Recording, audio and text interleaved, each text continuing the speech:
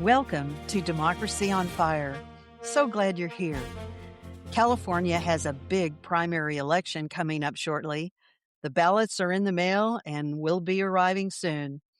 Today, we'll be discussing the big races, what's at stake, and why it's so important to vote.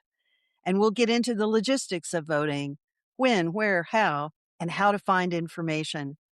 My guest is Michelle Singleton. She's the California Democratic Party's organizer for Riverside County and chair of the Riverside County Democratic Party's Political Action Committee. Welcome, Michelle. So good to see you. Thank you, Kay. Likewise, glad to be here. Well, let's start with the big race, the California governor's race, where there's been a lot of activity recently going on with Eric Swalwell dropping out. It's a huge field, 61 candidates qualified. And California has what's known as a jungle primary, where the top two candidates, vote getters in the primary, advance to the general regardless of party. And because there are only two Republicans on the ballot and dozens of Democrats who are splitting up the Democratic share of the vote, it's possible that two Republicans might advance. And there's been a lot of concern about that. We are recording this podcast a few days after the Next Star debate on KRON, which was the first big debate since Swalwell dropped out.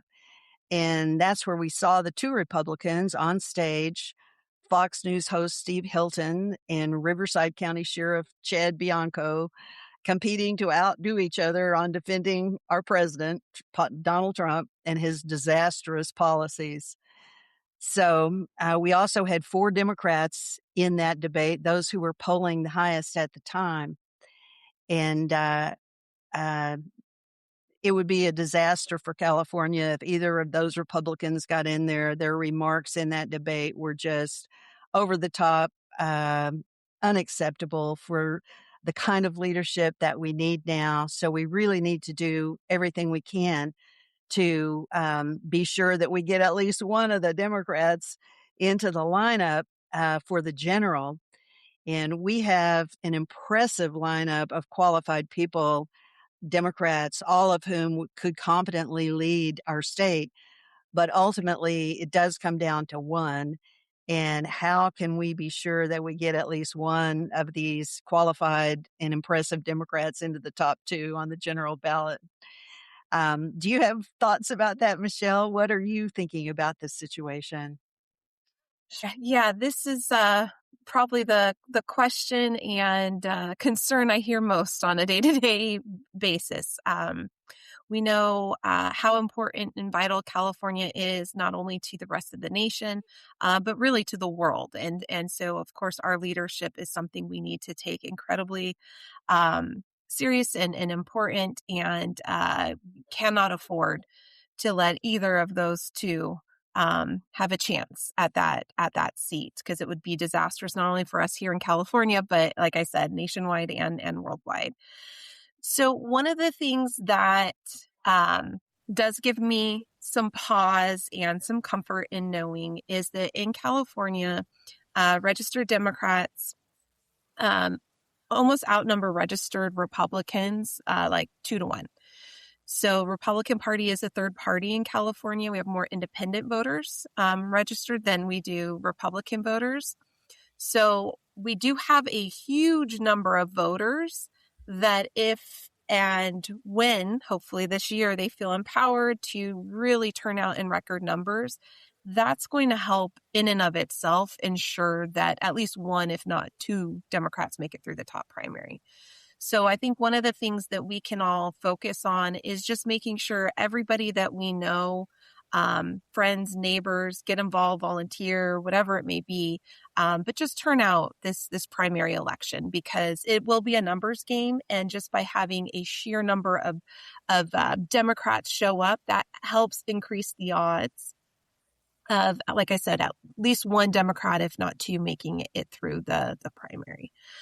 The other thing I would say, I was, as a lot of frustrated voters have brought to our attention, the California Democratic Party reached no consensus back in February when we had our endorsing convention. And again, a lot of that had to do, we had such a wide field, and a candidate would have needed 60% of the over 3,000 delegates in the state in order to earn that endorsement vote. So, while, yes, frustrating that there isn't a clear candidate that at least the party is backing for the primary, what the state party has done, and our chair, Rusty Hicks, has I think very wisely led us in, is that the party has invested in its own polling on our California Democratic Party website. We have what's called the California Voter Index. And this is an independent polling firm. You can read about how they're getting all their information, but it's an incredibly strong poll. And then the party itself is publishing those results about every 2 weeks right now. And so, kind of really making it public. This is a very effective, widespread poll that is taking place, and publishing those results along with our chair advocating that, candidates that are polling below double digits, which all but 3 are, to carefully look at their campaigns, and if they're not gaining the support, the funding, the field, all of those different factors, to strongly consider dropping out and endorsing another candidate. We saw Betty Yee earlier this week kind of take and reflect on that advice, and wonderful Democrat. She's done wonderful things in office. She would have made a great governor. But again, her campaign saw that there wasn't a pathway and got behind. So I think by having the California Voter Index out there, it's just another tool that we can all look at to really see who is pulling in the resources that's going to be needed to make it through the primary. And, focusing and fine tuning our vote as individual voters around those that are polling the highest. And like you said, we've got an abundance of talent. Any one of them would wonderfully lead our state. But in this situation, I think we do need to look at who is the most viable, and really consolidate around those that are polling really well according to that index. So those would be my 2 things. We really got to focus on just getting Democratic turnout, because it is a numbers game. We already outnumber the opposition. So the more we can increase at a local level throughout the state, the better we're going to be off. And then the second is look to those candidates that are polling well over, double digits, that are getting those strong endorsements, that are getting, increasing in their polling, increasing in their campaign donations, increasing in their voter outreach, and coalesce behind them. Do you want to mention the top 3 polling at the time of this recording? Yes. So right now, our last one, the California Voter Index poll that was released earlier this week, has Javier Becerra at the top. Closely right behind is Tom Steyer. And then about 2 points below both of them is Katie Porter. And then from there, it drops down to single digits, less than 5%, with Matt Mahan. So one of the suggestions I heard from Robert Hubble on his weekly podcast was that it might make sense to consider waiting, not to vote immediately, although that's what the voter guide says. As soon as your ballot comes in the mail, you should mark it right away and send it back. But while things are still sorting out, and we're going to have several more debates coming up in the next few weeks, he says, I'm going to wait until the last week in May, and whoever's ahead, then that's who I'm voting for, of the Democrats, because that will help us, giving it a little more time to see how the polling is going, And he was saying, it may not be my favorite person, but they're all good. And I'm going to vote for that person because it's so crucial that we get one of them, at least one of them, into the top two. So that's a strategy to consider is waiting, continuing to watch, checking that California polling index is a great source of information. So glad to see the party doing that. And I'm sure there'll be other public polls as well that will be available to us. So, very interesting situation that we're in. And I guess whether we like this general primary system is a topic for another day, but it does seem odd, that here we are. It obviously did encourage a lot of people to run. Um, in preparing for this show, one of the things I've noticed is that there doesn't seem to be, at least that I've found, a single source of information where a voter could go to learn about everything that's on the ballot and all the different races. The statewide voter guide, for example, doesn't have information about the congressional races, which are also hugely important. Mhm. And we will be having the top two advance in that situation as well. So, let's think for a moment before we get into the congressional races, just about the logistics of voting for people who are infrequent voters or maybe new to California, new to your area, new to your district. You may have questions. Where are the best sources of information, Michelle, that people can go to find out when, where, how to cast their vote? So the top two places I would look for Riverside County is our Registrar of Voters office. If you're in another county, I would check out your county's Registrar of Voters. But for Riverside, if you go to voteinfo.net, that is where you are going to get everything and more that you would like to see.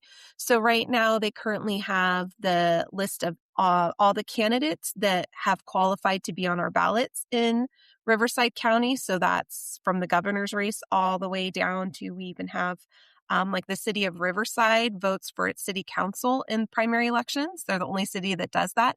But you'll even see those candidates listed on that candidate list. As we get a little bit closer to ballots dropping, sample ballots will also be available on voteinfo.net to view. They'll also post, they do a great job. They do an interactive map where you can actually click, type in your address, and then this map will show you where all your vote centers are. So Riverside County uses a vote center process instead of a polling place. So what vote centers are, they are essentially like polling places. So you can go to drop off your ballot. Starting about 2 weeks before election day, you can actually go and vote physically in person as well. And then if you have any questions, concerns, you didn't receive your ballot by mail, you can also go to a vote center. But it's not, the vote centers aren't tied to your specific address or precinct. You can go to anyone in the county. So I, for instance, live in Menifee, but sometimes I have work in Palm Springs. So if I was working and away from home, I don't have to go to my vote center that's here in Menifee. I could go to one in Palm Springs and they would still take my ballot, issue me a ballot if I lost one, answer my questions. So it's a really nice convenience that Riverside County provides to have these vote centers everywhere. So again, on their website, you'd be able to type in an address and see where all of the closest vote centers are to that address. It also will provide you the hours that they're open.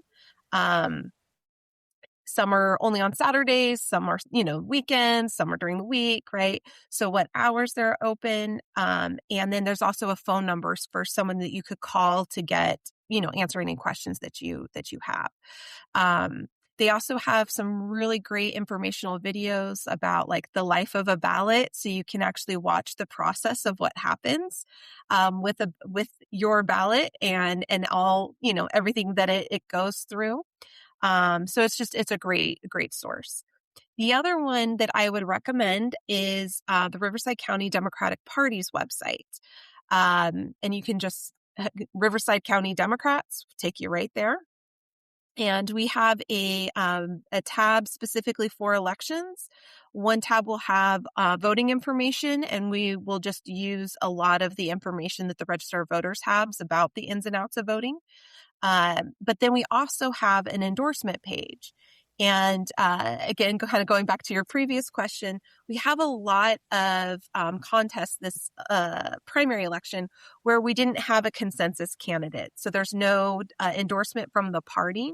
And in those cases, we're listing all of the Democrats that have qualified to be on the ballot, links to their websites and information so you can gain more knowledge and understanding about each of the Democrats running. And where we have recorded debates or candidate forums, we're posting them all on that same page. So it's essentially a one-stop shop for Democrats in Riverside County to be able to go to see exactly who's been endorsed, and where we don't have an endorsement, get information to help kind of guide their vote on which Democrat they want to support going, for the primary election. So I think those two sources really can help voters get the information they need. And a couple other sources I would just mention that had some very interesting information are Wikipedia and Ballotpedia, and they have lists of who has endorsed these candidates for governor and for Congress, how much money has been raised, just all kinds of information that helps you evaluate and understand who these folks are and what they stand for and what their accomplishments have been. So those are other sources that are good to check out as well. And I just wanted to mention, we not only have everybody getting, all the registered voters getting a ballot in the mail, which you can return by mail. And if you're going to be mailing it back in, you should do that at least 5 days before June 2nd, which is the final day, the so-called election day. And so that would be my May 28th. So if you're waiting to kind of determine who to vote for in that important governor's race, be sure that you send in your ballot at least 5 days ahead of time if you're putting it in the U.S. mail. And you can also use a drop box. And are there more drop boxes than there are election centers?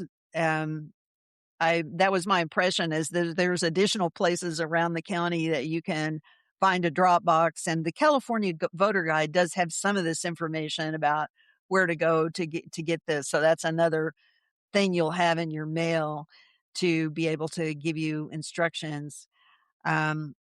And so those are the options: vote by mail, vote in person, vote early, and plenty of opportunities. And I know that one of the things that's off-putting to people is they feel like, well, geez, I don't know who all these people are, and there's people on here I never heard of, and so on and so on. So I think having information is really positive and helps people feel empowered that they can do it. And I guess if all else fails, you can vote the party label, or you can just leave it blank.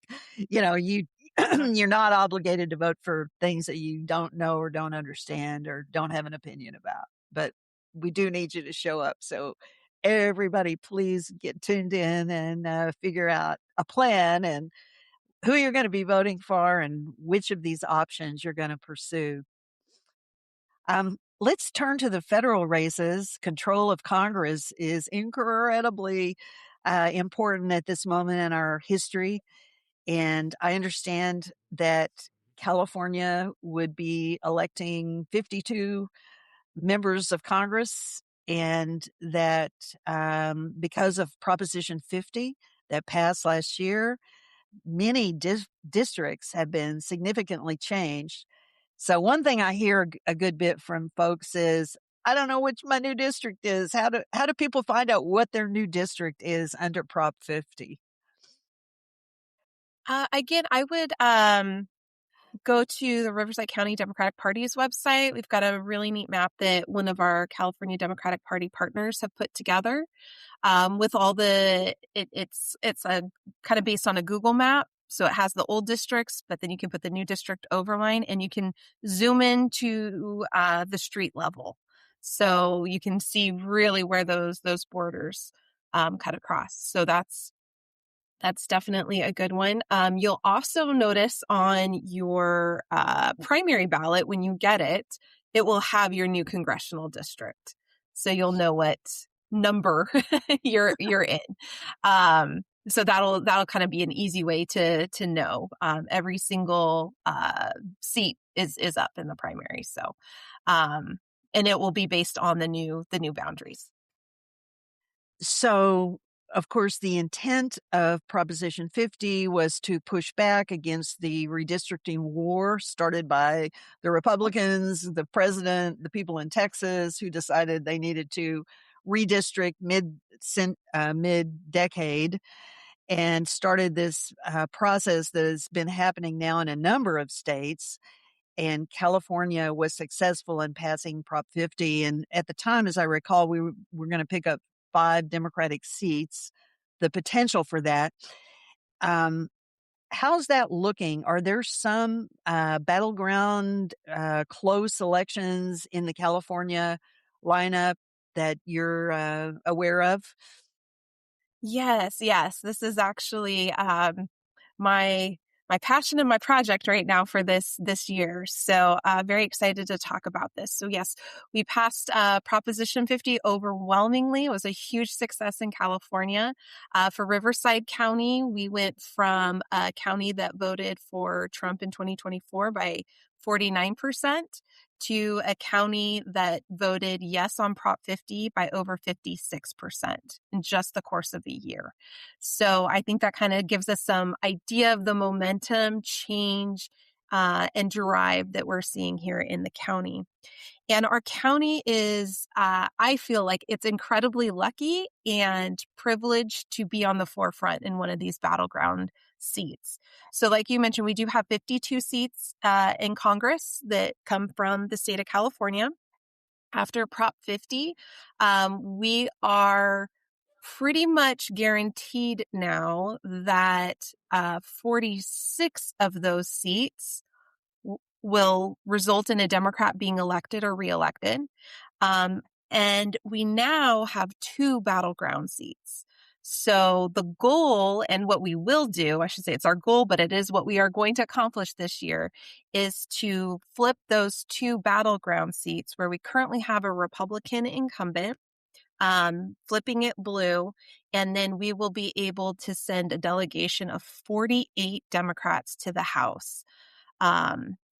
To take back the House, actually. So it's really exciting. So here in Riverside County, one of those 2 battleground states or districts is Congressional District 48.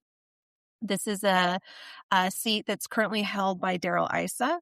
I like to completely celebrate and brag about our amazing volunteers in Riverside County. We started early. We were organizing. We were talking to voters about, what issues and concerns are top on their mind. Just having these really robust conversations with folks and letting them know what new district they're in, and then how important in getting those issues and concerns addressed, how important it will be to make sure we flip this seat in November. So I think by starting so early, literally on the filing deadline day, Darrell Issa announced that he would be retiring. So I think we scared him. When Prop 50 first passed, he was thinking about moving to Texas and running for Congress there. The president told him to stay in California. But then I think it's the organizing, the momentum, the energy that we are seeing on the ground where he's like, I'm retiring. So we now have it's instead of it just being a battleground red to blue seat, it is an open seat. And again, I think we are so privileged and honored, but also have a lot of responsibility here in Riverside County to make sure that we deliver for the rest of the nation and flip that seat. So a very, very exciting race right here in Riverside County. So, like you were saying earlier, a lot of times when it comes to presidential elections and things like that, Californian voters are just like, yeah, our electoral votes are going to go to the Democratic president, this and that, or candidate. So it's really exciting that this election cycle, we really, taking back the House and holding this administration accountable runs not only right through California, but through Riverside County. What's the other battleground state or district in California? The other one is Congressional District 22. It's kind of up in the Bakersfield area. I have a couple colleagues working up there as well, incredibly hard to flip that seat. It's currently held by David Vallejo, um, who it's the top congressional district in the state of California to receive Medicaid benefits. And of course, the Republican incumbent was one of the ones that voted for the big, beautiful bill that cut all of that. So it's definitely, made some votes and some decisions that have directly impacted the day-to-day lives of his constituents. And he's feeling that pressure too. Had the opportunity to go up and canvass and talk to voters in Bakersfield back in February. And you could really feel, again, that same momentum and just, people being fed up and ready for change. So feeling good about both 48 and 22. Let's just quickly mention that there are a number of other statewide races on the ballot that we won't have time today to get into depth, but we have the Lieutenant Governor, Secretary of State, Comptroller, Treasurer, Attorney General, Insurance Commissioner, Board of Equalization members, Superintendent of Public Instruction, and the State Assembly and State Senate races for the California Legislature are also up. So it's going to be a lot of important votes to cast. And some of the sources we've already mentioned will be places to find out about those races and figure out who you want to support for those contests. So let's close with this, Michelle. What is at stake in this election, and why is it particularly important to vote in this primary? Yeah. So California really leads the way in so many different aspects. But that's not to say that we don't have our own issues, problems, concerns here that need to be addressed. Cost of living, housing, all the things that impacting working families and voters and people here in our beautiful state. So if we think about this primary election, this is really, giving us the opportunity as voters to be empowered to pick strong candidates that will help lead us here locally in overcoming some of the challenges our state is facing, but to also help lead us in the nation and set the tone. A lot of times the way California goes, so goes the nation. We are definitely a model state for the rest of the country. And so as California voters, we are so empowered to be able to help pick that leadership, whether it is at the governor's level, whether it's our superintendent of public instruction in our schools, down to our state legislature, which, by the way, I will say we have a super majority that we plan to keep. So even if something off the wall happens, a Republican governor is going to be met with a lot of opposition through our legislature. So incredibly important that we vote and we keep that super majority there. And then all the way down to our local county and local offices. All of it works together to deliver for Californians. And the primary election is voters' opportunity. Yes, we love endorsements, right? We like to know who the institutions and the groups and organizations that we trust are getting behind. But it's really a moment of power for voters to pick what type of leadership they want to see at all levels. So I highly encourage everybody to, lock in, get information where you can, ask questions, and get that ballot in. Make your voice heard for the type of leadership you want to see at all levels, for you, your family, your neighbors, community, and for our future. Thank you so much, Michelle. It's been great having you here. In closing, there's always something important at stake in our elections, and that is especially true this year, considering what we were up against. The elections this year are absolutely crucial to getting our country out of this mess. Your vote is your voice. And now is the time for all of us who are California voters to raise our voices by returning our ballots, either through the U.S. mail, the drop boxes, or voting in person at the polls or the vote centers on June 2nd. Democracy is on fire, and voting is how we extinguish the flames of fascism. We can do it. You can be part of it. Thanks for listening.